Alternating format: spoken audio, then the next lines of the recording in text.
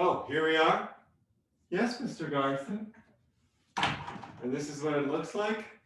Yes. Second Empire furniture, I observe. Well, I dare say one gets used to it in time. Some do, some don't. Are all the other rooms like this one? Of course not, Mr. Garson. We cater to all sorts here. Japanese and indigenous people, for example. Now, what use would they have for a Second Empire chair? What use do you suppose I have for one? Do you know who I was? Well, it's no great matter. And to tell the truth, I had quite a habit of living among furniture I didn't relish. And in false positions. A false position in a Louis Philippe dining room. Do you know the style? Had its points, you know. Bogus and bogus, so to speak. Well, I think you'll find that living in a Second Empire drawing room has its points as well. Yes, I dare say. Still, I certainly didn't expect this. You know what they tell us down there. About what, sir? About this residence? Oh, really, sir? How could you believe such cock and bull stories told by people who've never even set foot here? Because, of course, if they had, yeah, yes, of course. But I dare say, where are the instruments of torture? The what? The racks and red-hot pincers and all the paraphernalia. Oh, you must have your little joke, sir. My joke? Oh, I see. No. I wasn't joking. No windows, I noticed. Only to be expected. No mirrors. Nothing breakable. But damn it all, they might have left me my toothbrush! Oh, I see, sir. You haven't quite gotten over your, what do you call it? Sense of human dignity? Excuse me smiling. I'll ask you to be more polite. Now, I quite understand my position, but I will not tolerate. I'm sorry, sir. But just try to understand. Everyone asks me the same questions. Where's the torture chamber? That's what they ask. All of them. They needn't bother their heads about the bathroom requisites. That I can assure you. But once they've had time to settle down a bit, then they start in about the toothbrushes and whatnot. Now, what, I ask you, Mr. Garson, would be the use of brushing your teeth? Yeah, of course, you're right. Why would one want to look at oneself in a glass? That bronze statue on the mantelpiece, on the other hand, that's another story, huh? I suppose there will be times when I stare my eyes out at it. You see what I mean? Stare my eyes out. All right, let's put our cards on the table, huh? I assure you I'm quite conscious of my position. Shall I tell you what it feels like? A man's drowning, choking, sinking by inches till only his eyes are just above water. And what does he see? A bronze atrocity by, what's the fella's name? By Barbadien. A collector's piece. As in a nightmare. That's their idea, isn't it? I suppose you're under orders not to answer any questions, and I won't insist. But don't you forget, my man, I've a good notion of what's coming to me. So don't you boast that you caught me off my guard. I'm facing the situation. Facing it. So no toothbrushes. No bed either. One never sleeps, I take it? That's so. As I expected. Why sleep? You feel a sort of drowsiness steal on you, tickle you behind the ears, but why sleep? You feel your eyelids getting heavy. You lay down on the sofa, and then in a flash, sleep flies away, miles and miles away. Romantic. That's what you are. Will you shut your mouth? Damn it! I won't whine. I shan't complain. I'll face the situation, as I said just now, fairly and squarely. I won't have it sneaking up at me from behind before I've got the chance to size it up. And you call that being romantic. Ha! So, it's come to this. One doesn't need rest. Why sleep if one doesn't feel sleepy? That follows, doesn't it? But wait a minute, there's a snag somewhere, something disagreeable. Well, why now should it be disagreeable, huh? Oh, I got it. It's life without a break. What do you mean, sir? What do I mean? Oh, that's why there's something so damn beastly, something so bad-mannered in the way you stare at me. They're paralyzed. What? Your eyelids. We move ours up and down. Blinking, we call it. It's like a little black shutter that clicks down and makes a break. Everything goes black. One's eyes are moistened. Can't imagine how restful, how refreshing it feels. 4,000 little rests per hour. 4,000 little respites. Just think. So I shall never sleep again. I'm to live without eyelids. Don't act a fool. No eyelids, no sleep. It follows, doesn't it? I shall never sleep again. But how am I to endure my own company?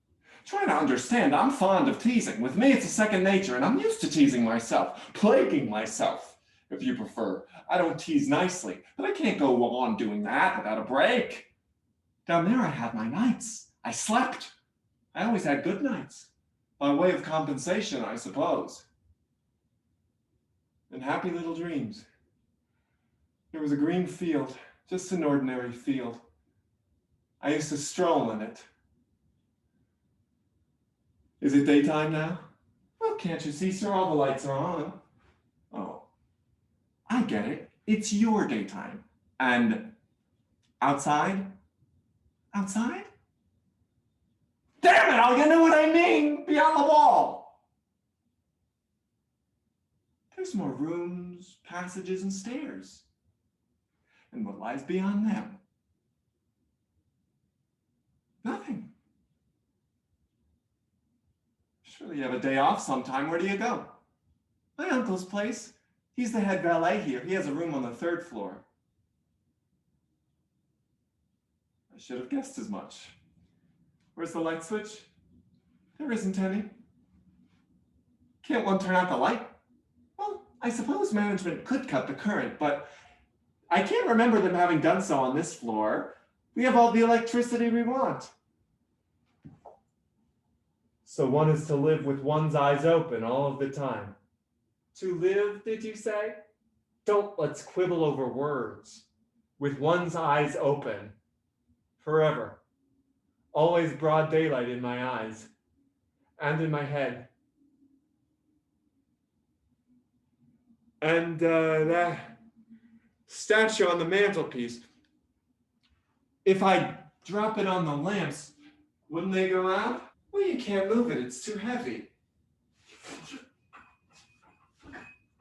You're right. It's too heavy. Well, sir, if you won't be needing anything else from me, I really must be going. What? You're going? But this is a bell, isn't it? And if I ring it, you're sure to come? Well, that's so in a way, but I wouldn't count on it if I were you. The wiring's funny and it doesn't always work. It's working all right? So it is. But still, I wouldn't count on it if I were you. It's capricious. Well, I do have to go.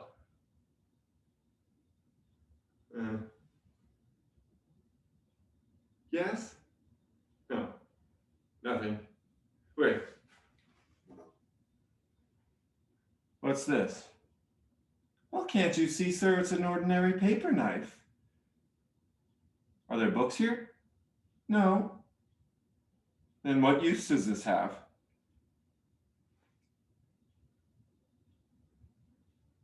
Very well. You can go.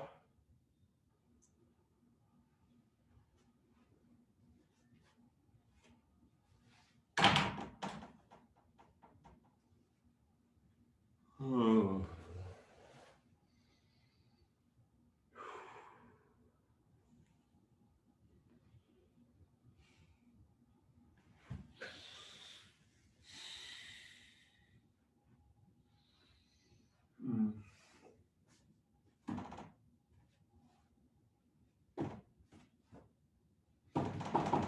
Hey, Hello? You rang for me, sir? No. Well, here we are, madam.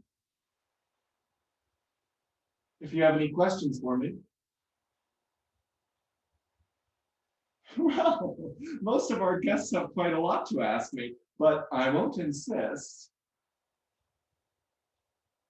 Well, if you have any questions about the paper knife or the statue on the mantelpieces or toothbrushes, this man can answer as well as I could. We've had a little chat, him and me.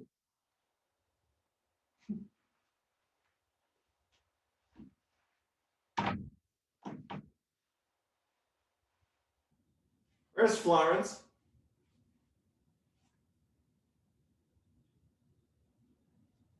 Didn't you hear? I asked you about Florence. Where is she? I have no idea. Huh. So that's the way it works, is it? Torture by separation? Well, you won't get anywhere as far as I'm concerned. Florence was a tiresome little fool, and I shan't miss her in the least. I beg your pardon, who do you think I am? You? Why, you're the torturer. Of course.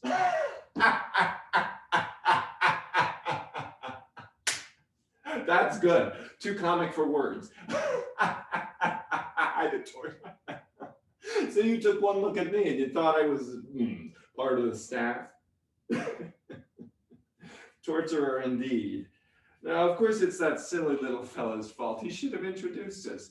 My name is Joseph Garson. I'm a journalist, a man of letters by profession. And as we are in the same boat, so to speak, may I ask you, Mrs. Not Mrs. I'm unmarried. Right. Well, that's a start anyway.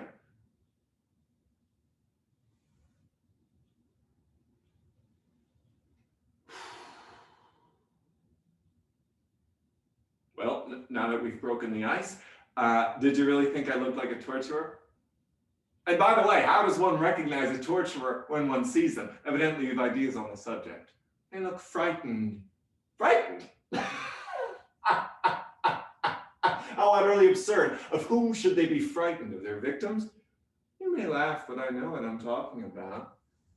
I've often watched my own face in the glass. In the glass? How beastly of them. They've removed everything in the least resembling in glass. Anyhow, I'm not afraid.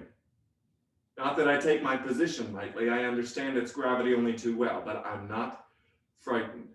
That's your affair.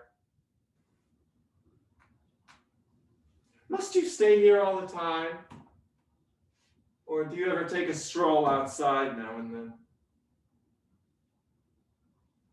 Door's locked. Huh. That's too bad. I can quite understand that it bores you having me here. I too, quite frankly, I'd rather be alone. I want to set my life in order, sort my thoughts out. One does that sort of thing better by oneself, but I'm sure we'll manage to pull along together somehow. I'm no talker. I don't move much. In fact, I'm a peaceful sort of fellow, but if I may venture a suggestion, we should make it a point to be extremely polite to each other. That will ease the situation for us both. I'm not polite. Right. Well, I will be polite for two. Your mouth! I beg your pardon? Can't you keep your mouth still? You keep twisting it about all the time. It's grotesque. Oh. So sorry, I hadn't noticed. That's just what I reproach you with. You talk about politeness and you don't even try to control your face. Try to remember you're not alone here. You've no right to inflict the sight of your fear on me. Aren't you afraid? What would be the use? There was some point to it before when one still had hope. Oh, there's no more hope, but it's still before. We've not yet begun to suffer. That's so. Well, what's going to happen? I don't know. I'm waiting.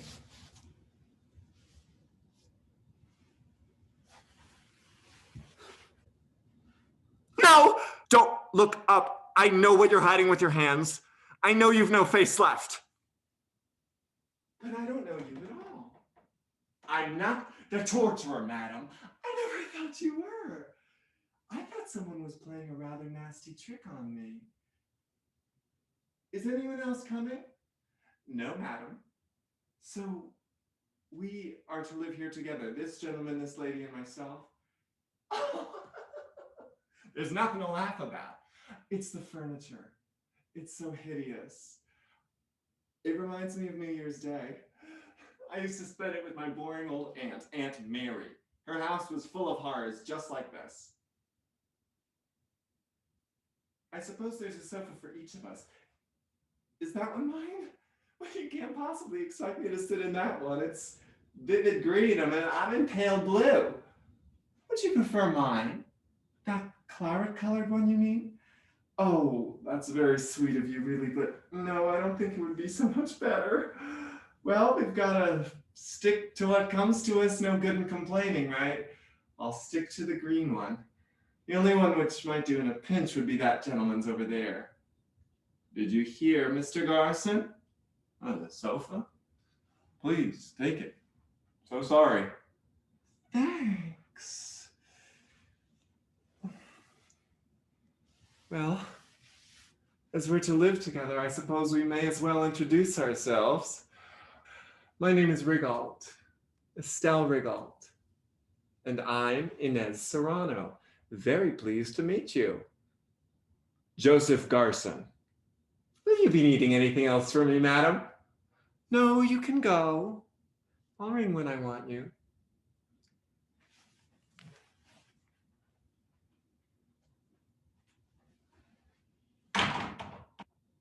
You're very pretty. I wish we'd had some flowers to welcome you with. Flowers? Oh, I just loved flowers, but they'd fade so quickly here, wouldn't they? It's so stale. But the great thing is to keep as cheerful as we can, don't you agree? Of course, you too are. Yes, last week. And you? I'm quite recent. Yesterday. In fact, the ceremony's not quite over. The wind is blowing my sister's veil all over the place. She's doing her best to cry. Come, dear, make another effort. Oh, that's better. 2 tears. 2 little tears are twinkling under the black veil. Oh dear, what a sight Olga looks today. She's holding my sister's arm, helping her along. Oh, Olga was my bosom friend, you know. Did you suffer much? Oh no, I was only half conscious mostly. Pneumonia. And you? A gas stove. Oh. It's over. Everyone's leaving the cemetery. Oh, goodbye. Goodbye. Quite a crowd they are. My husband stayed home, prostrated with grief, poor man. How about you, Mr. Garson? 12 bullets through my chest. Oh! Sorry. I fear I'm not good company among the dead. Please don't use that word. It's so crude, and it doesn't mean much anyhow. Somehow I feel we've never been as much alive as we are now. And if we simply must mention this state of things, I suggest we call ourselves, absentees. Have you been absent for long? For about a month. And where do you come from, Mr. Garson? From Rio. I'm from Paris. Have you left anyone behind there? My wife? She's waiting at the entrance of the barracks. She comes there every day, but they never let her in. She's peering through the bars now. She doesn't yet know that I'm absent, but she suspects it. Now she's leaving. She's wearing her black dress, so much the better. She won't need to change. It's a bright sunny day. She's like a black shadow creeping down the empty street. Big, tragic eyes. Those martyred looks she always had. Ugh, she got on my nerves. Estelle! Oh, please, Mr. Garson. What? You're sitting in my seat. Oh. So sorry. You seemed so So far away, I'm sorry to have disturbed you. I was setting my life in order. Why are you laughing? You may laugh, but you do better to follow my example. No need, my life's in perfect order. It tidied itself up nicely of its own accord, so I needn't bother about it now. Really? You imagine it's as simple as all that? Hot is it here? Would anyone mind if... How dare you? Really, I absolutely loathe men in their shirt sleeves. Please keep it on. All right. Of course, I used to spend my nights in the newspaper office, and it was a regular black hole. Stiflingly hot it could be. Stiflingly hot it is. It's night now. Yes, it's night. Olga's undressing. It must be after midnight. Oh, how quickly the time passes on Earth. Yes. After midnight, the room's empty, the door's locked, pitch black. They've strung their coats on the backs of their chairs and hung their shirt sleeves up past the elbows. The room stinks of men and cigar smoke. I used to like living among men in their shirt sleeves. Well, in that case, we have a difference in taste. That's all that proves. How about you? Do you like men in their shirt sleeves? Oh, I don't care for men anyway. Oh, really?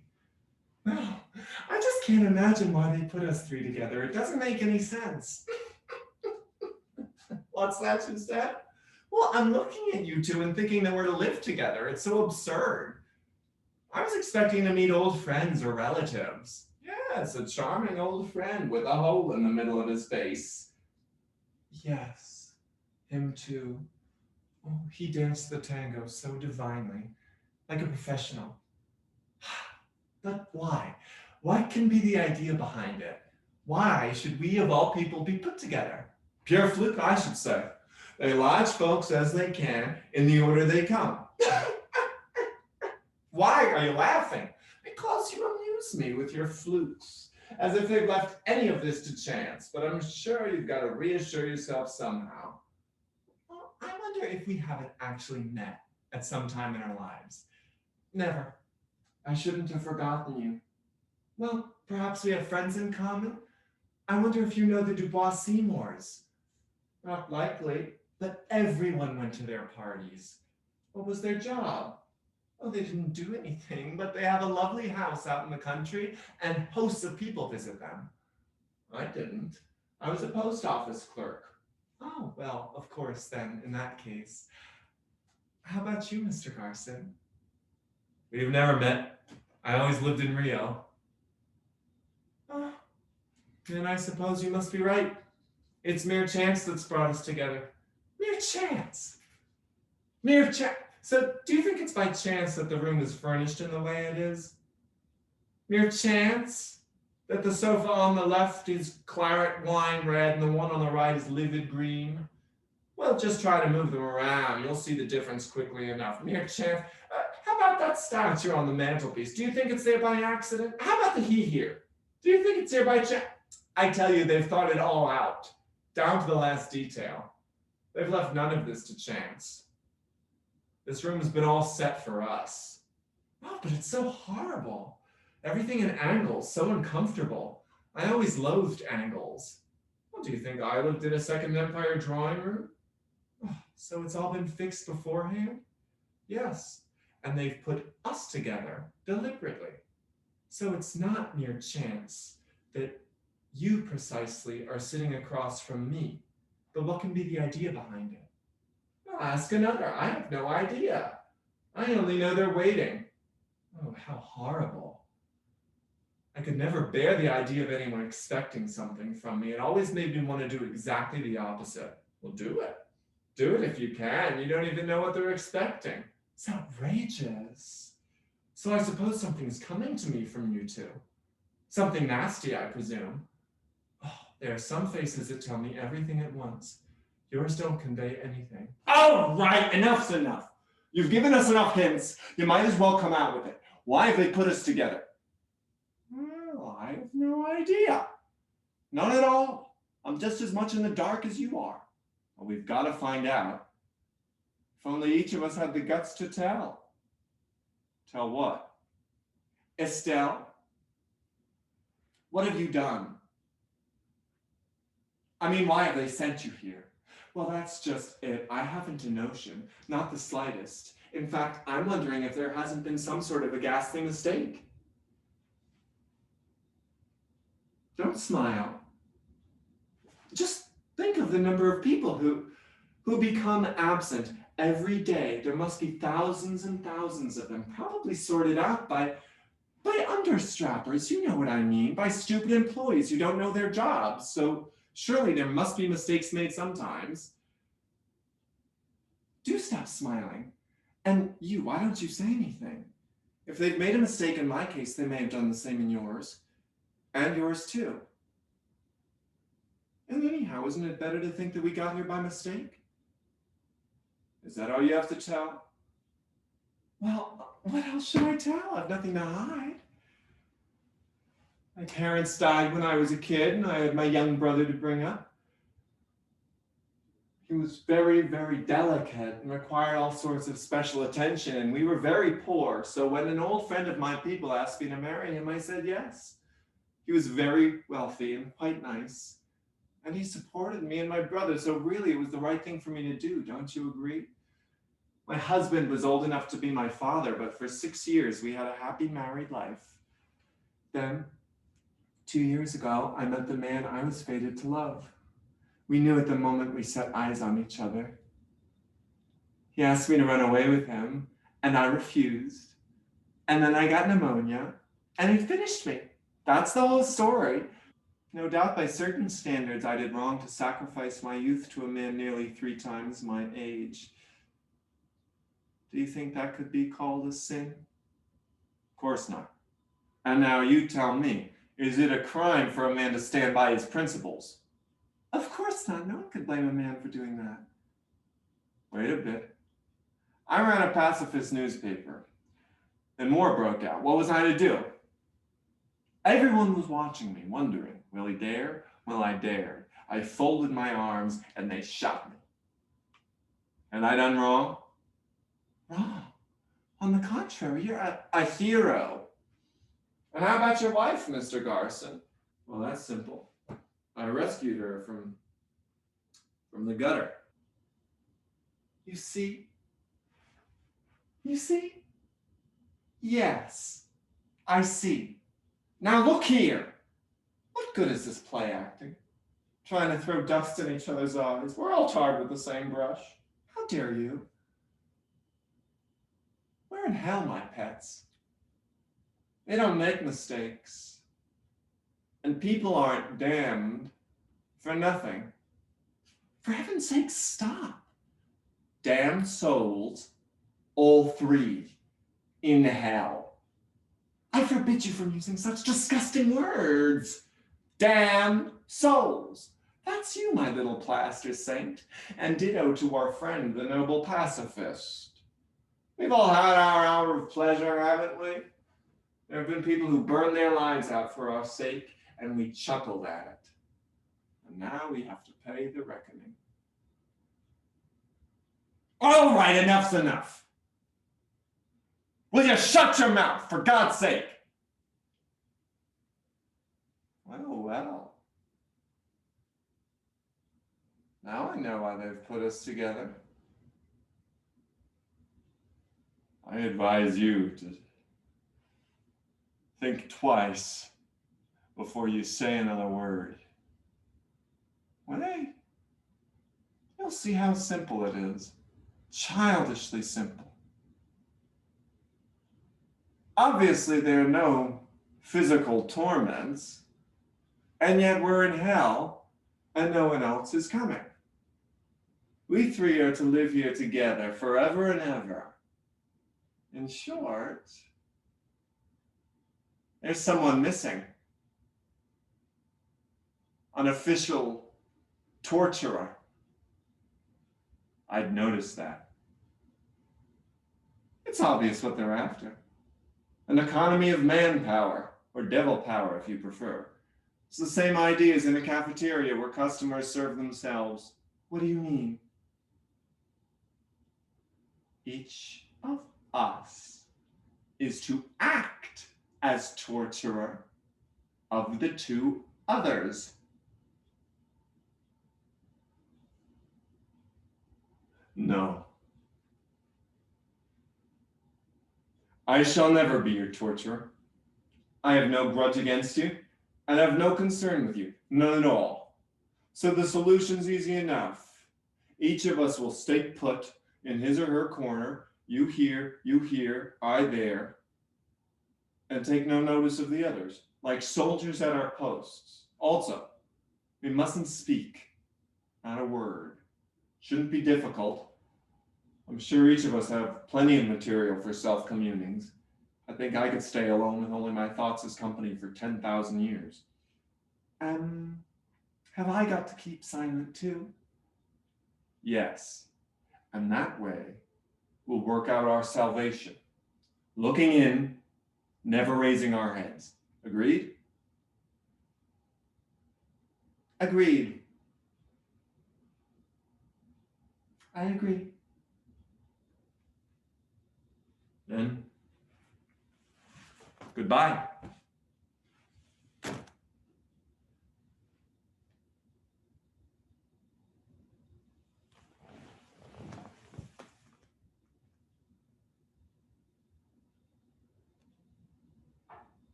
What a crowd in Whitefriars Lane. They've set trestles in a row, with a scaffold and a knife, and a pail of bran below. Come, good folks, to Whitefriars Lane, come to see a marriage show. The heads been rose at crack of dawn, he'd a long day's work at hand, chopping heads off generals, priests and peers and admirals, all the highest in the land, come to see the merry show. See them standing in a line, ladies all dressed up so fine, but their heads have got to go, hats and heads roll down below. Come, good folks, to Whitefriars Lane, come to see the merry show. Excuse me, have you a glass I could borrow? Any sort of glass, a pocket mirror will do. Even if you won't speak to me, you might lend me a glass. Don't worry, I have one in my bag.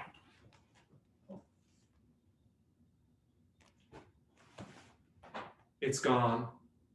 They must have taken it from me at the entrance. How tiresome. What's wrong?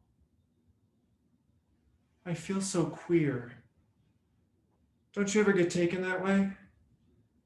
Sometimes when I can't see myself, I begin to wonder if I really and truly exist. I pat myself just to make sure, but it doesn't seem to help.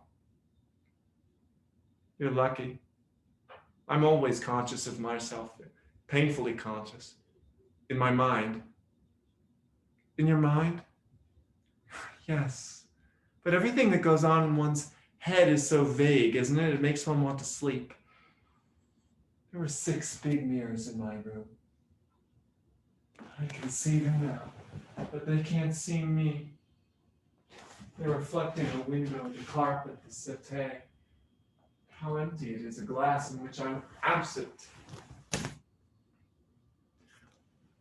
When I talked to people, I always made sure there was one nearby. I could see myself in them.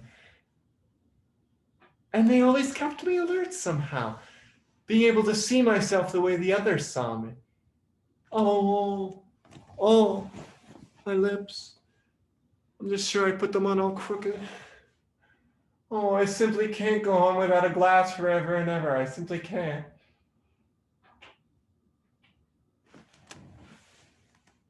Suppose I try to be your glass. Come pay me a visit, dear. Here's a place for you on my sofa. But, oh, he doesn't count. But we're to hurt each other. You said so yourself. Do I look as though I want to hurt you? One can never tell. Much more likely, you'll hurt me. But what about it? If I've got to suffer, it may as well be at your hands. Your pretty hands. Come. Come.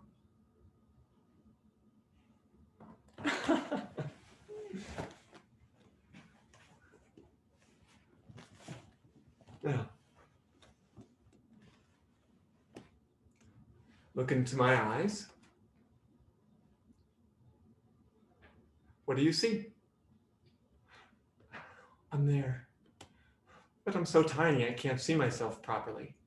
I can. Every detail. So, you must ask me questions. I'll be as candid as any glass. Really, Mr. Garson, you're sure our chatter isn't boring you? Don't worry about him. As I told you, he doesn't count. We're between ourselves. Now, ask away.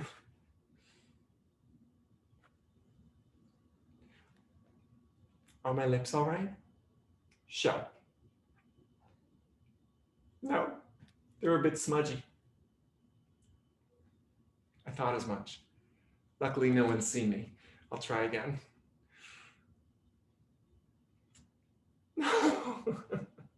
Follow the line of your lip. Here, I'll guide your hand.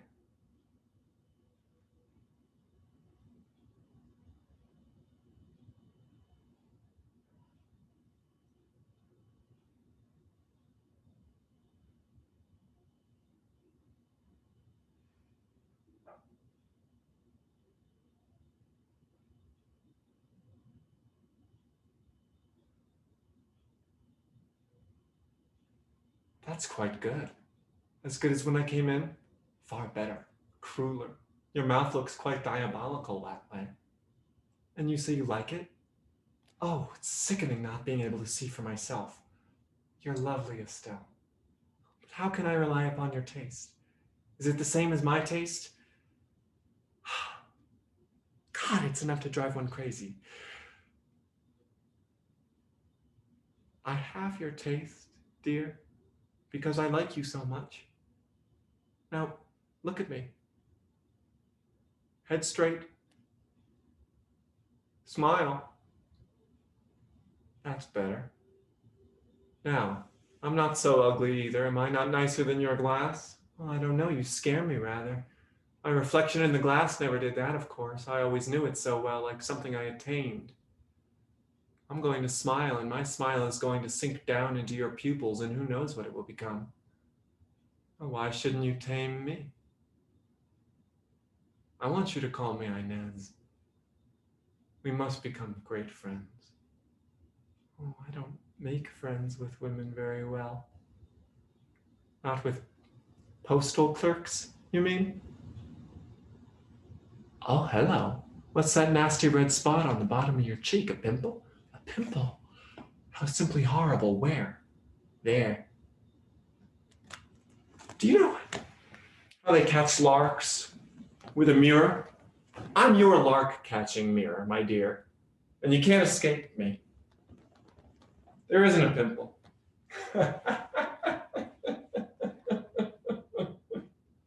Not even a trace of one. So what about it? Suppose your mirror started to lie to you. Or suppose I turn my eyes away as he's doing. All that loveliness of yours would be wasted on the desert air. But don't be afraid. I shan't turn my eyes away. I can't help but to look at you. And I'll be nice to you. Ever so nice. Only you must be nice to me, too. Are you really attracted by me? Very much indeed. But I only wish he'd notice me too. Of course. Because he's a man. Well, you've won. Look at her, damn it. Don't pretend. We know you haven't missed a word we've said. Quite right, not a word. I put my fingers in my ears, but your voice is thudded in my brain. Silly chatter. Now, if you two would please leave me in peace, I'm not interested in you. Not in me, perhaps, but what about this child? Aren't you interested in her? Oh, I saw through your game. You got on your high horse earlier just to impress her.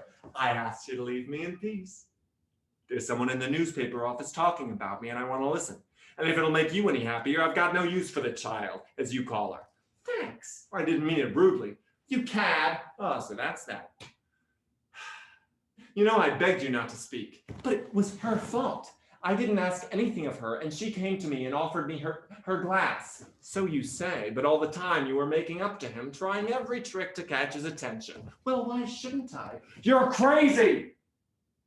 Both of you. Now, would you please be quiet, sit down, and look at the floor? Let's try to forget the others are there. To forget about the others? How utterly absurd! I feel you there in every pore. Your silence clamors in my ears. You can nail your mouth up, you can cut your tongue out, but you can't help your being there. Can you stop your thoughts? I can hear them ticking away like a clock. Tick-tock, tick-tock, and I'm certain you hear mine. It's all very well skulking away on your sofa, but you're everywhere. Every sound comes to me soiled because you've intercepted it on its way. Well, you've even stolen my face from me, you know it, and I don't. What about her? About Estelle?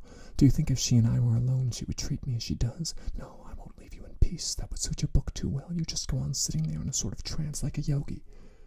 All the time, even if I couldn't see it, I'd feel it in my bones that every sound she made, even the rustle of her dress, would be for your benefit, throwing you smiles you didn't see. Well, I won't stand for that.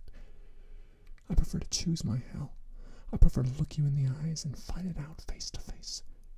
Have it your own way. I suppose we were bound to come to this. They knew what they were after, and we're easy game. If they put me in a room with men, well, men can keep their mouths shut. But it's no use wanting the impossible. So, I track you, little girl. Seems you've been making eyes at me. Don't touch me. Why not? It might anyhow be natural. What good is politeness and decorum and the rest of it, eh? I used to be mad about women, you know. And some women were fond of me. We're between ourselves. We've nothing to lose. Presently, we shall be naked as newborn babes. Oh, leave me be. As newborn babes. Well, I warned you anyhow. I asked so little of you. Nothing but peace and a little silence. I put my fingers in my ears. Gomez was spouting away as usual, standing in the center of the press room, all the pressmen listening in their shirt sleeves. Couldn't you have held your tongues? Now it's over. He stopped talking, and what he thinks of me has gone back into his head. Well, we've got to see it through. Naked as we were born, so much the better. I want to know with whom I have to deal with. You already know there's nothing more to learn. You're wrong. So long as each of us has made a clean breast of it, why they've damned him or her, we know nothing. Nothing that counts. So you, little lady, you shall begin. Why? Tell us why. And if you are frank, if we bring our specters out into the open, it may save us from disaster. So out with it. Why? Well, I tell you, I haven't a notion. They wouldn't tell me why. That's so. They wouldn't tell me either, but I have a pretty good idea. Perhaps you're shy of speaking first? Right. Then I'll start us off. I'm not a very estimable person. No need to tell us that. We know you were a deserter. Let that be. It's only a side issue. I'm here because I treated my wife abominably. That's all. For 5 years. There she is. The moment I mention her, I see her. It's Gomez who interests me, and it's she I see. Now, where's Gomez got to? 5 years. She's sitting with my coat on her knee, the coat with the 12 bullet holes. Blood like rust, brown ring round each hole. Quite the museum piece, that coat. Scarred with history. And I used to wear it. Fancy. Can't you shed a tear, my love? At last? No? Can't manage it?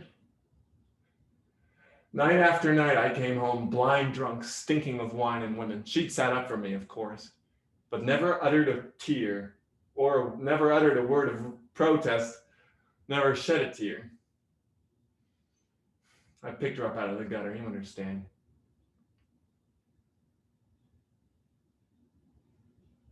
I regret nothing. I must pay the price, and I shan't whine. That woman was a born martyr, you know? A victim by vocation. Why did you hurt her like that? It was so easy. A word was enough to make her flinch, like a sensitive plant. I'm fond of teasing. I watched and waited, but never a protest, never a tear.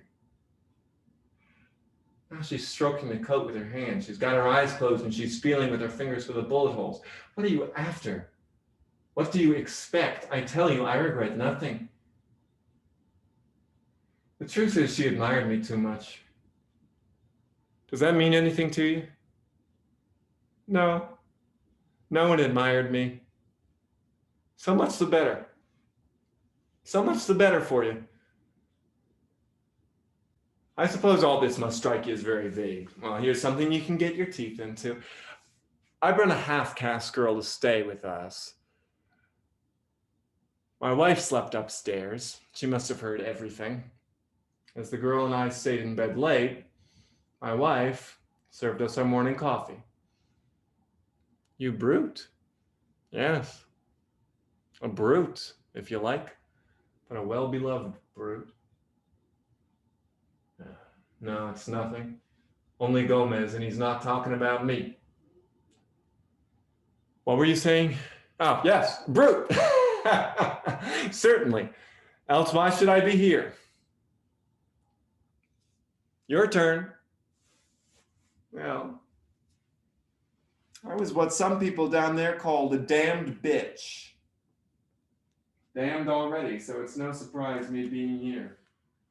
Is that all you have to tell? No.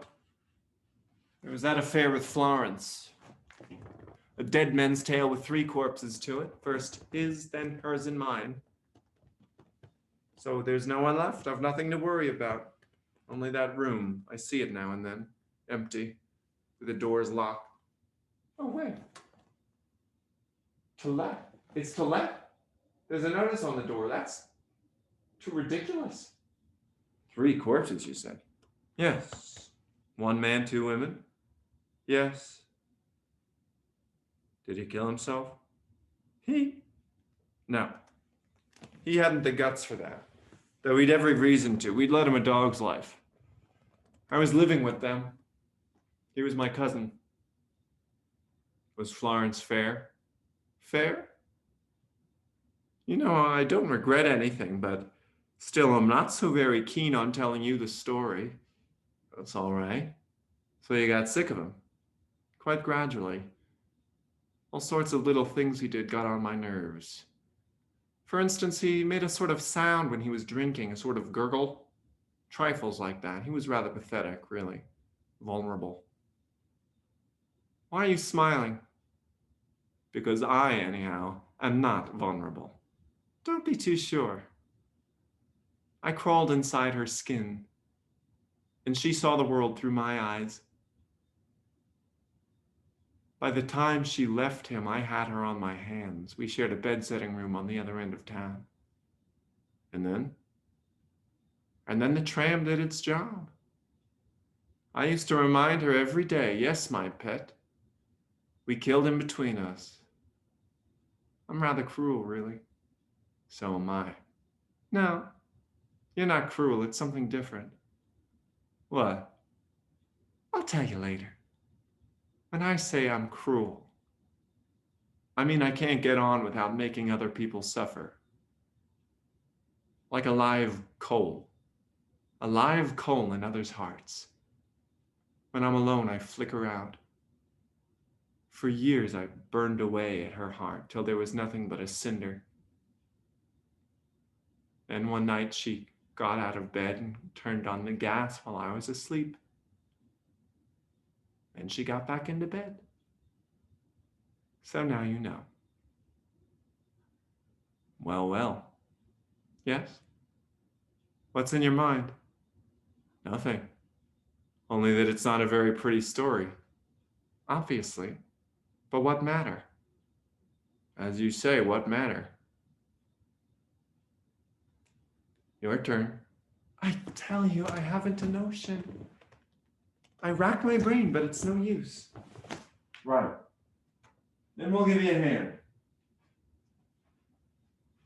That fellow with the smashed face. Who is he? Who do you mean? Don't pretend. That fellow you were so afraid of seeing when you came in. Oh, him. A friend of mine. Why are you so afraid of him? Well, that's my business, Mr. Garson. Did he shoot himself on your account? Oh, how absurd you are, of course not. Why else should you be so scared? He blew his brains out, didn't he? That's how his face got smashed. Don't. Please don't. Because of you. Because of you. He shot himself because of you. Oh my. This isn't fair. You bullying me like this. I'm going. Well, go if you can. Personally, I'd like nothing better. Unfortunately, the door's locked.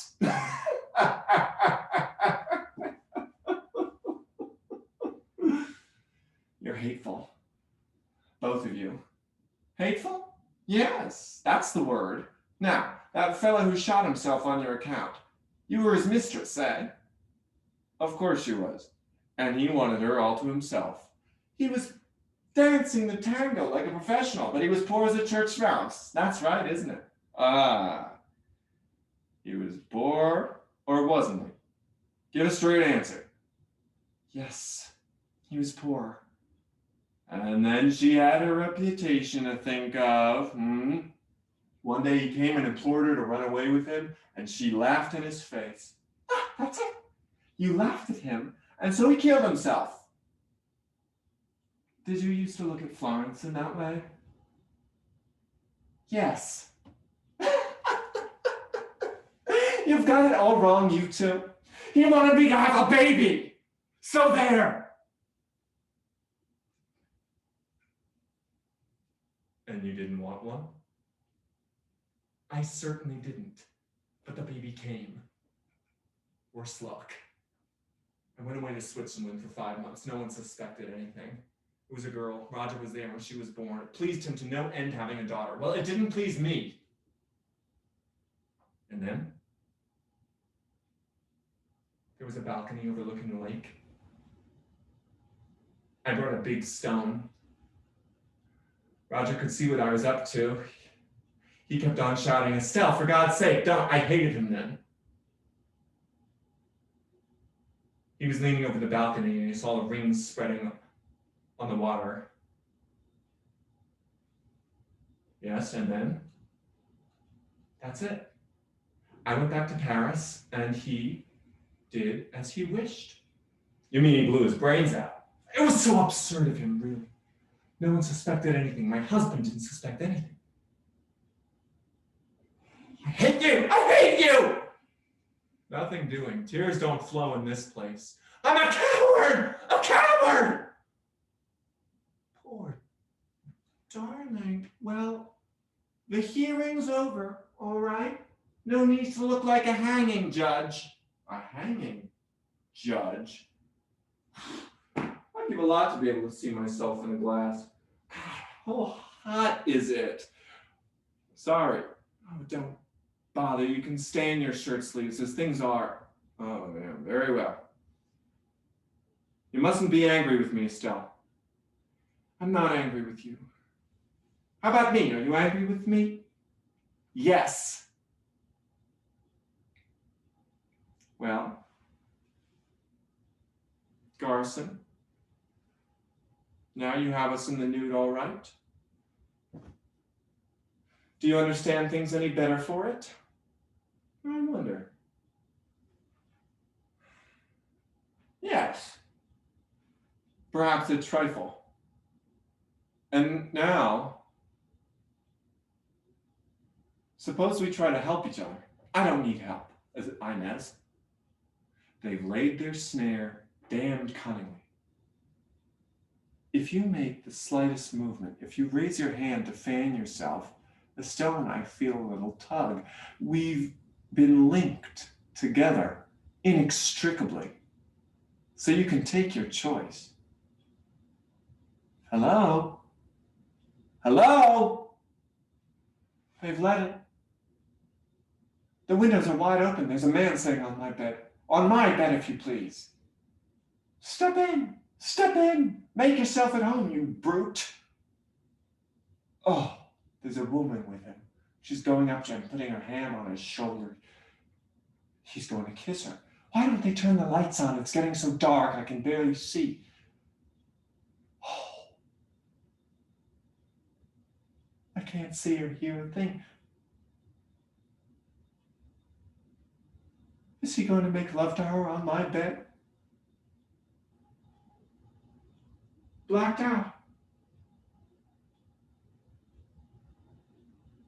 The earth is done with me, it seems.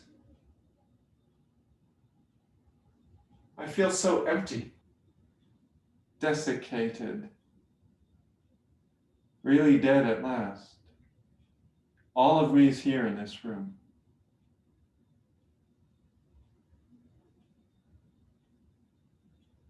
What were you saying?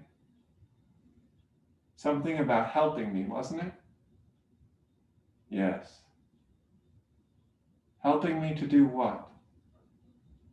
To defeat their devilish tricks. And what do you expect me to do in return? To help me. It'll only take a little effort, just a spark of human feeling. Human feeling. That's beyond my range. I'm rotten to the core. And what about me? And still, suppose we tried. It's no use. I'm all dried up. I can't give and I can't receive. How can I help you? A dead twig ready for the burning. Florence was fair. A natural blonde. Do you realize that this woman is fated to be your torturer? Perhaps I've guessed it. It's through her they'll get to you. Now I, of course, I'm different. Aloof. I take no notice of her. Suppose you try. Yes? Inez. It's a trap. They're waiting to see if you fall into it. I know. And you're another trap. Do you think they haven't foreknown every word you've said? And of course, there are a whole nest of other pitfalls here that we can't see. Everything here is a booby trap. But what do I care? I'm a pitfall too, for her. Obviously. And perhaps I'll catch her. No, you won't catch anything. We're chasing each other round and round in a vicious circle like the horses in a merry-go-round. Inez, that's part of their plan too. Can't you see? Drop it, Inez, drop it. Open your hands and let go of everything. Otherwise, you'll bring disaster on all three of us. Let go. Do you think I look the sort who lets go? Yes, I know what's coming to me. I'm to burn, and it's to last forever. I know everything, and I can't feel sorry even for myself. A trap. And then I'm in a trap, up to the neck, and there's not a thing that I can do about it. And if it suits their book, so much the better. Look at me. We're naked. Naked right through. And I can see into your heart. That's one link between us. I'm all dried up too. I don't regret anything. And yet for you, I can still feel pity. Don't. I hate being pawed about. And don't forget, Garson, there are a whole nest of other traps for you here, all nicely set for you. You do better to look after your own interests. But if you leave us in peace, this child and me, I'll see I don't do you any harm. Yeah? Very well. Oh, please, Garson. What is it? You can help me anyhow. If you want help, apply to her. Carson, you promise. Please don't leave me. I need help, quick. Olga's taken him to a cabaret. Taken whom? Peter. Who's Peter? Such a silly boy. He used to call me his glancing stream. Just fancy. He was terribly in love with me. She's sitting with him now. Did you love him? She's puffing like a grampus. Oh, what a fool the girl is to insist on dancing, but I dare say she only does it to reduce... No, of course I didn't love him. He's only 18. I'm not a baby snatcher. Well, then why bother about him? What difference can it make? Well, he belonged to me. Nothing on earth belongs to you now. I tell you, he was mine. All mine. Yes, he was yours once. Now, try to touch him. Try to make him see. Olga can touch him. She can speak to him as much as she likes. That's right, isn't it? She can squeeze his hand. She can rub herself up against him. Look, she's pressing her great fat chest up against him and puffing and blowing in his face. Oh, my poor little lamb. Can't you see how ridiculous she is? Why don't you laugh at her? There was a time when I would only have had to glance in their direction and she'd have slunk away. Is there only really nothing left of me on earth? Yes, that's right. Nothing whatever. Not even a shadow. All you own is here. Would you like that paper knife? How about the statue on the mantelpiece? That sofa's yours. And I, my dear, I am yours forever. You mine. That's good. Which of you would dare to call me his glancing stream? You know me too well. You know I'm rotten through and through. Peter, think of me. Fix your thoughts on me and save me. All the time you're thinking my glancing stream, my crystal, I'm only half here. I'm only half wicked. The other half of me is down there with you, bright and clean and crystal clear as running water. Oh, just look at her face, all scarlet like a tomato. Oh, I love that tune. What was it called? Oh, yes, the St. Louis Blues.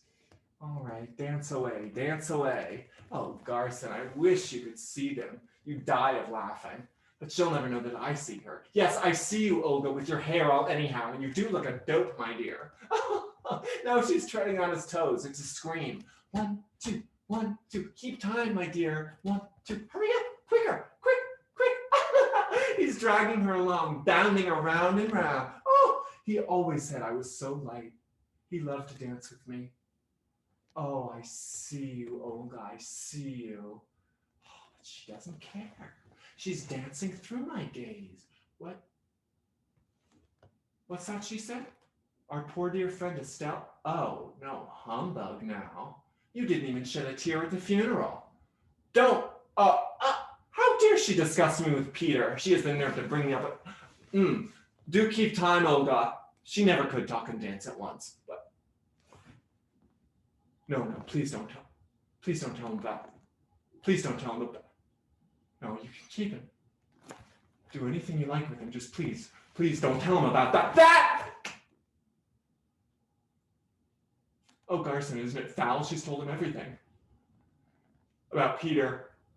No, about Roger. The baby. My trip to Switzerland. Oh, our poor dear Estelle wasn't exactly. No, I wasn't exactly. True enough. He's looking grave, he's shaking his head, but he doesn't seem so very surprised. Not what one would expect.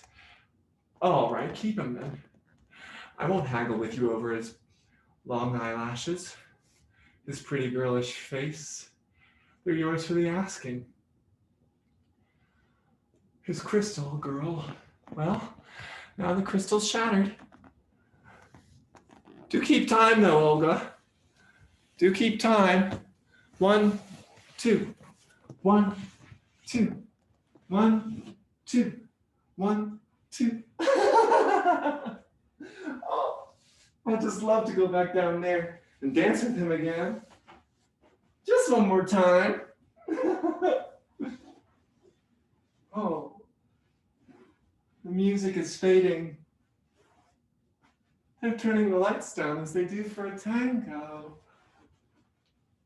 Oh. So quiet. Louder, please. I can't hear. I can't hear. I can't hear. I can't hear. It's over. It's all over.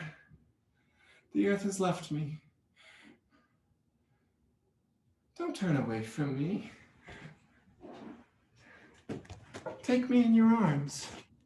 It's to that lady you should speak. You're a man, aren't you? Surely I'm not such a fright as all that. Don't turn away from me. Everyone says I've got lovely hair, and after all, a man killed himself on my account. You've got to look at something. And there's nothing here but a lot of stupid furniture. Surely I'm better to look at than a sofa or a table or a statue. Listen, I've fallen out of their hearts like a little sparrow fallen from its nest. So gather me up, dear, and fold me into your heart. And you'll see how nice I can be. I tell you, it's to that lady you should speak. She doesn't count. She's a woman. Oh, I don't count. Is that what you think? But my poor little fallen nestling, you've been sheltering in my heart for ages, though you haven't realized it. Don't worry. I'll look at you forever without a flutter of my eyelids, and you'll live in my gaze like a mote in a sunbeam. In a sunbeam? It's grotesque. Don't talk such rubbish. You tried that trick already, and you should know it doesn't work. Estelle! Come to me. My glancing stream, my crystal. You're a crystal. Do you think you can fool me with that kind of talk? Everyone knows by now what I did to my baby. The crystal's shattered, but I don't care. I'm just a hollow dummy. There's nothing left of me but the outside. But it's not for you. Estelle, come to me. You shall be whatever you like, a glancing stream, a muddy stream. And in my eyes, you will see yourself just as you wish to be. Oh, get away from me! You haven't any eyes! God, I wish there was something I could do to get rid of you. Oh, I have an idea. There. Garson, you shall pay for this. So, it's a man you need. Not just any man. You. No humbug now. Any man would do your business. As I happen to be here, you want me.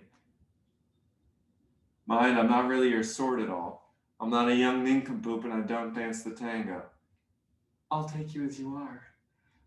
And perhaps I'll change you. I doubt it. I shan't pay much attention. I've got other things to think about. What? What kind of things? They wouldn't interest you. I'll sit on your sofa and wait for you to take some notice of me. That's right, fawn all over him like the silly bitch you are. Grovel and cringe. And he hasn't even good looks to commend him. But don't listen to her. She has no eyes, no ears. She's nothing. I'll give you what I can. Won't be much. I shan't love you. I know too much about you. Do you want me anyway? Yes. I ask no more. All right then. Estelle! Garson, you must be going crazy. You're not alone. Remember, I'm here. Obviously. But what matter? Well, you couldn't. Under my eyes, you couldn't. Why not? I often undress with my maid looking on. Let her alone. Don't paw at her with your dirty man's hands. Take care. I'm no gentleman and that I've no compunction about striking a woman.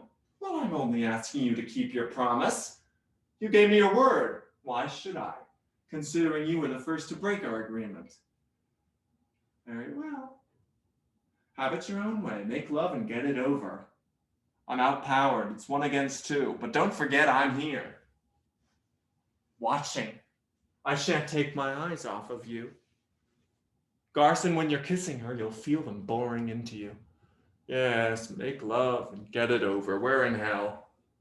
My turn will come. Very well. Give me your lips. I told you not to pay any attention to her. Got it wrong. It's Gomez. He's back in the press room. They've got the windows closed. It must be winter. 6 months since I warned you I'd be absent-minded sometimes, didn't I?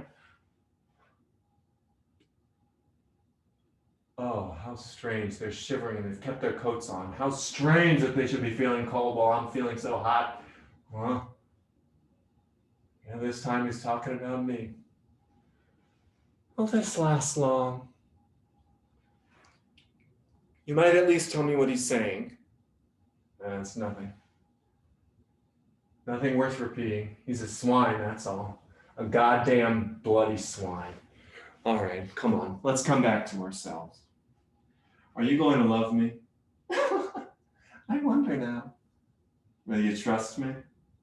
What a quaint question. Considering you'll be under my eyes all the time, and I don't think I've much to fear for my Nez as far as you're concerned. Oh, I meant a different kind of trust. Now talk away, you swine. I'm not there to defend myself. Estelle, you must give me your trust. What a nuisance you are. I'm giving you my lips and my arms, my whole body, my trust. I'm afraid I haven't any left to give, my dear. Could be so simple. You're making me feel quite embarrassed, anyhow. You must have something ghastly on your conscience to be making such a fuss about me trusting you. They shot me. Well, yes, I know, because you refused to fight. Well, why shouldn't they? I mean, why shouldn't you? Well, I didn't exactly refuse. I must say he talks well. He makes a good case against me, but he never says what I should have done instead. Should I have gone to the general and said, General, I declined to fight. A mug's game. They would have promptly locked me up. I wanted to show my colors, my true colors. Do you understand? So I took the train.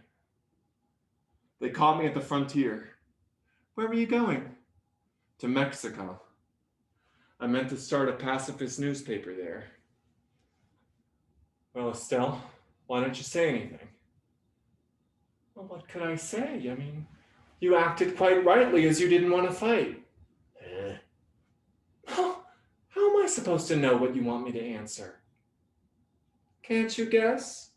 He wants you to tell him he bolted like a lion, for bolt he did. And that's what's biting at him. Bolt went away. We won't quibble over words. But you had to run, didn't you? Otherwise they would have locked you up, wouldn't they? Of course. Well, Estelle, am I a coward? Well, don't be unreasonable, darling. How can I say? You've got to decide that for yourself. I can't get inside your skin. Well, I can't decide.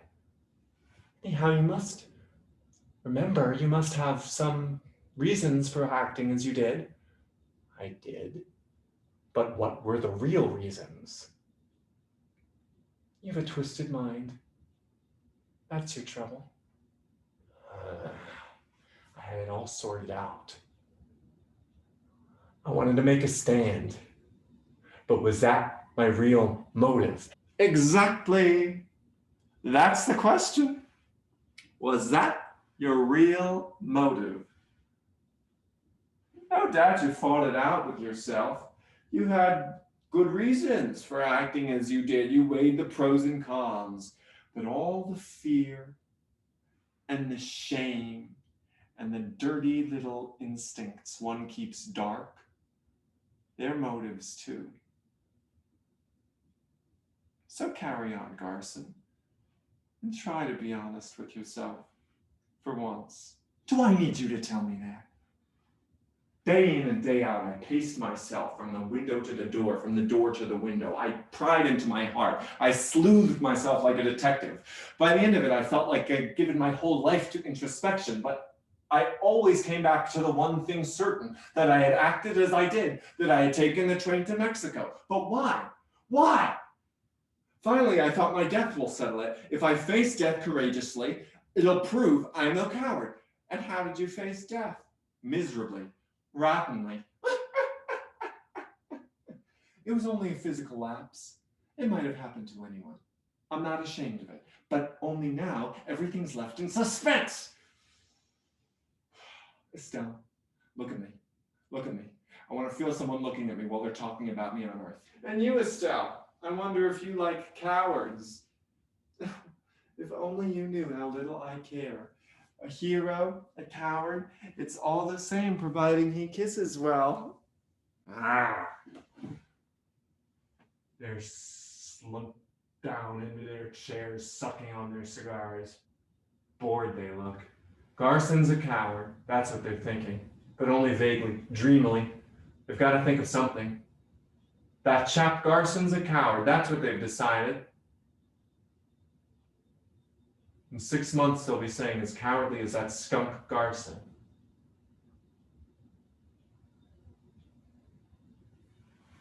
You're lucky, you two. No one on earth is giving you another thought. I'm long in dying.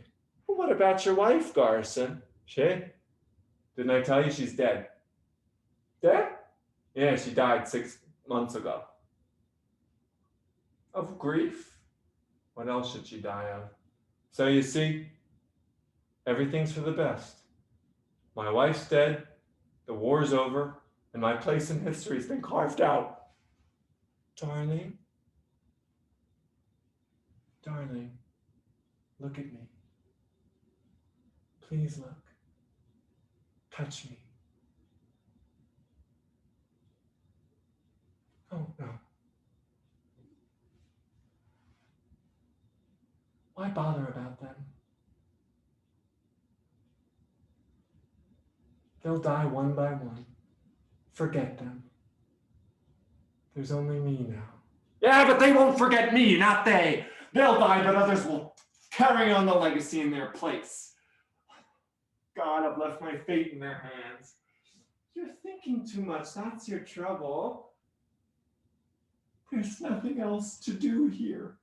Once I was a man of action. Oh, if only I could go back down there and fling their lies back into their teeth, I would do that, but I'm locked out. They're passing judgment on my life without troubling about me, and they're right to do it because I'm dead. Dead and done. A back number. Garson? You're still there? Listen. I want you to do me a service. No, don't shrink away. I know it must be strange for you having someone to ask you for help. You're not used to that, but if you'll only listen, if you'll only put in the effort, if you'll only will it hard enough, I dare say I can really love you. Now look at it this way. There are 1,000 of them down there saying I'm a coward, but what are numbers? If there's one person, just one, to say quite positively that I did not run, that I am not the sort who runs, that I am brave and decent and all the rest, well, that one person's faith would save me. Will you have that faith in me, Estelle? Then I will love you and cherish you forever. Estelle, will you? Oh, you silly man, how could I love a coward? Well, just now you said, I was only joking. I like men, my dear, who are real men, with strong hands and tough skin, and you haven't a coward's chin, or a coward's voice, or a coward's hair, and it's your voice, and your hair, and your chin. I love you. Do you mean it? Really mean it? Shall I swear it? Then I will snap my fingers at all of them down there and in here. Estelle, we will climb out of hell. But how could you believe a word of what she says? She doesn't mean it. Garson, am I a coward? As if she cared a damn either way. Inez, how dare you? Garson, if you want my faith in you, you have to start by trusting me. All right, trust away, trust away. She wants a man. That far you can trust. She wants a man's arm around her. She wants a man's Smell. She wants a man's eyes glowing with desire, and that's all she wants. She would assure you you were God Almighty if she thought it would give you any pleasure.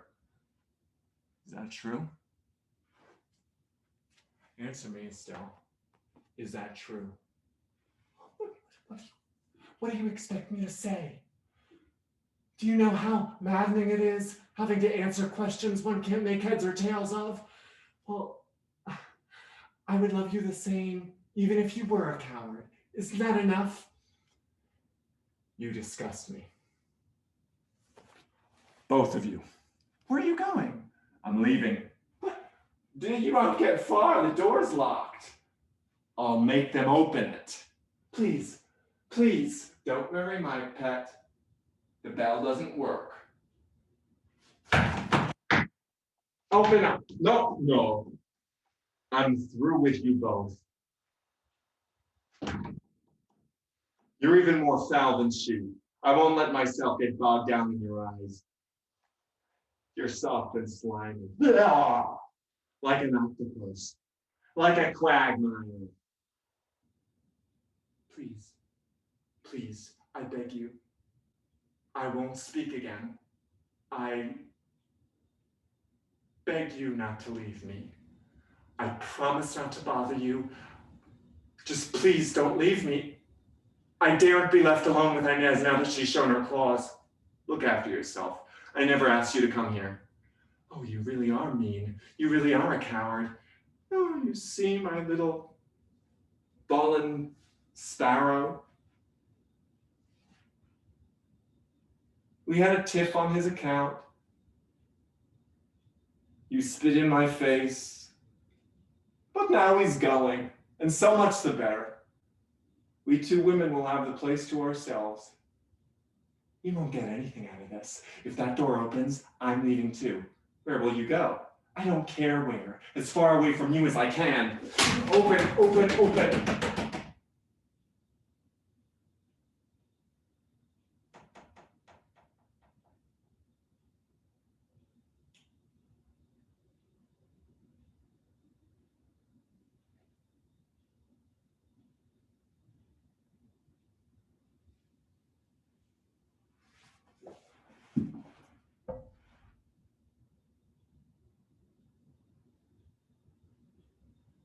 Well, Garson, the door's open. I wonder why.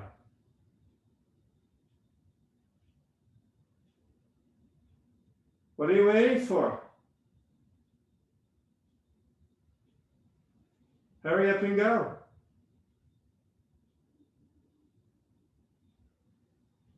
I shall not go.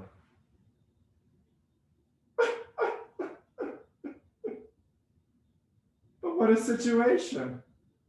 Which of us will be leaving? The barrier's down.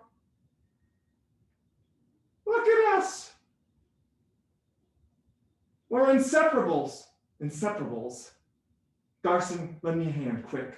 We'll push her out and then slam the door on her. That'll teach her a lesson. No, Estelle, don't. Let me stay, please. Please. No, I won't go out. No, not into the passage. Let her go. You're crazy. She hates you. It's because of her I'm staying. Because of me. Well, close the door anyhow. It's 10 times hotter here since it was open.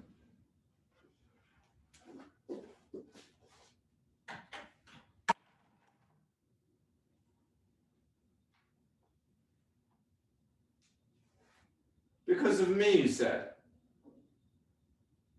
Yes. You, anyhow, know what it means to be a coward. Yes.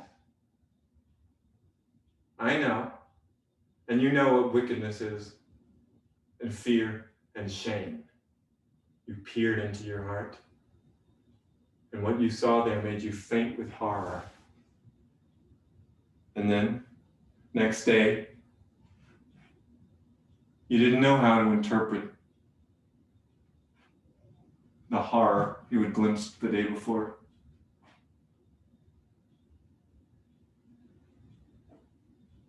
Yeah. You know what evil costs. And when you say I'm a coward, you know from experience what that means. That's so, isn't it? Yes.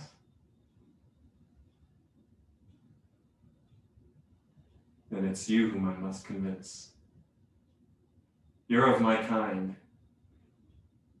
Did you really think that I'd run?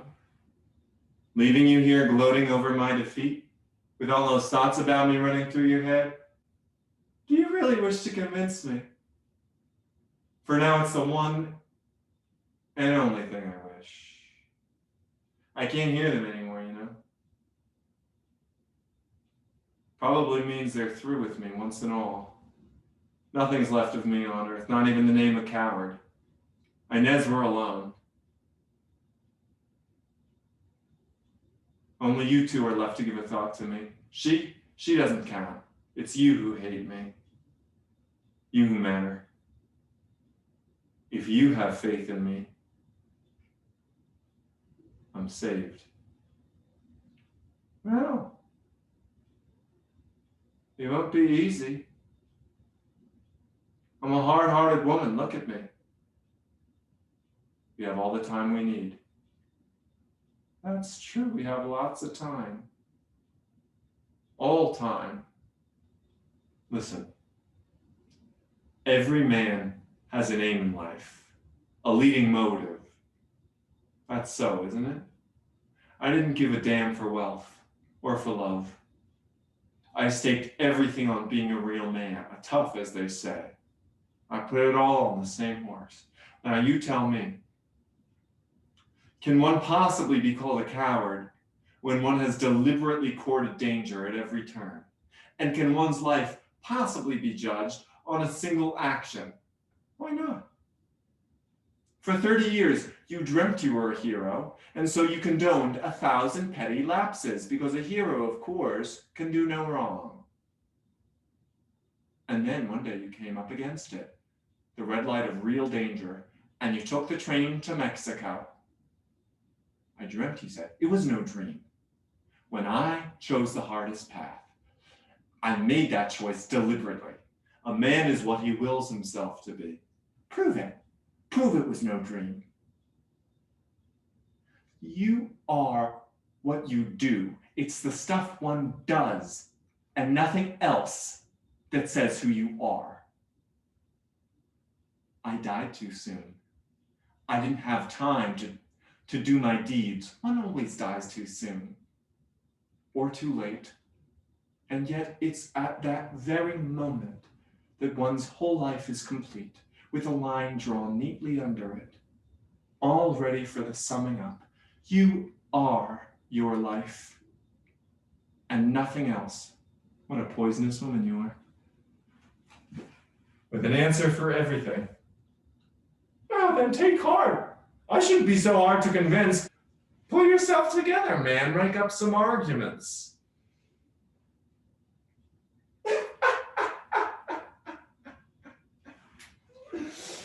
Now you see, wasn't I right when I said you were vulnerable? And now you have to pay the price. And what a price. You're a coward, Garson. Because I wish it. I wish it. Do you hear? I wish it. And yet, look at me. See how weak I am? I'm a breath on the air, a formless thought that thinks you, a gaze observing you. Oh, they're open now. Those man's hands, those big man's hands. But what do you hope to do? You can't throttle thoughts with hands. So, you've no choice. And you're at my mercy. You've got to convince me. Garson? What? Revenge yourself. How? Kiss me, darling. Then you'll hear her squeal. Yes. That's right, Inez. I'm at your mercy. But you're at mine as well. You coward. You wretch, running to a woman to console you. Oh, squeal away, Inez. Squeal away. Ooh, what a lovely pair you are. I wish you could see him, with his big paws splayed out along your back, rucking up your skin and creasing the silk. Oh, but be careful though. Look, he's perspiring. His hand will leave a big blue stain on your dress. Squeal away, Inez. Squeal away. Oh, hold me tighter, darling. Tighter still. Oh, that'll finish her. And good thing. Hold her till your bodies melt together in a lump of warm, throbbing flesh. Love's a grand solace, isn't it, my friend? As deep and dark as sleep. But I'll see you don't sleep. Don't listen to her, Garson. Put your lips to my mouth. I'm yours, yours, yours. Well, what are you waiting for, Garson? What a lovely pair you are. Coward Garson, holding baby killer Estelle in his manly arms. Place your bets, folks. Will coward Garson kiss the lady, or won't he dare?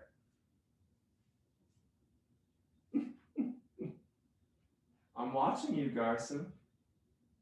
Everyone's watching. I'm a crowd all by myself. Can you hear them muttering? Muttering and mumbling, coward, coward, coward, coward. That's what they're thinking. What do you hope to gain from her silly lips? Forgetfulness? But I won't forget you. Not I. Come to me, Garson. Come to me, I'm waiting. Oh. You see how obedient he is? Like a well-trained dog that comes when his mistress calls. You can't hold him, and you never will. Will night never come?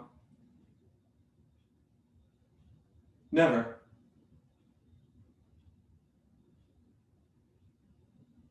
And will you always see me? Always. This bronze. Yes, it's at this moment I'm looking at this thing of bronze and I understand that I'm in hell. They've thought it all out beforehand, I tell you. They knew I'd be standing here stroking this thing of bronze with all those eyes on me, intent on me, devouring me.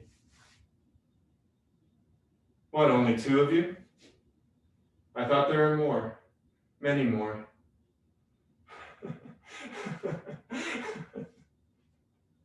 So this is hell. I'd never have believed it.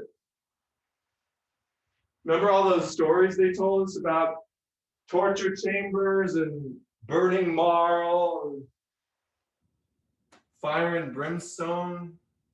Old wives' tales. They don't need red hot pokers. Hell is other people.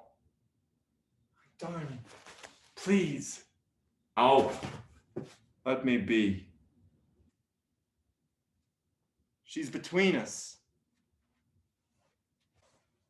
I can't love you while she's watching. Right. Then I'll stop her watching. You crazy creature, what do you hope to do? You know.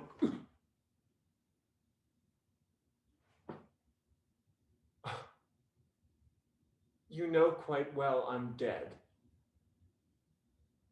Dead? Dead! Dead! Dead! Knives, poison, ropes. All useless. Don't you understand? It's all happened already. once and for all. And so, here we are.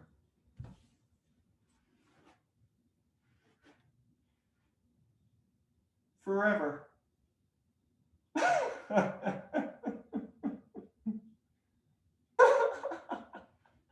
My God, it's so funny. Forever.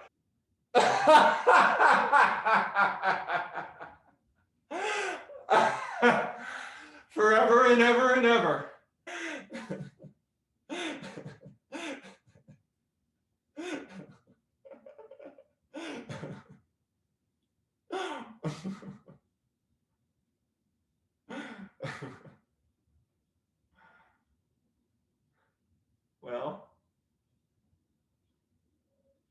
Well, let's get on with it.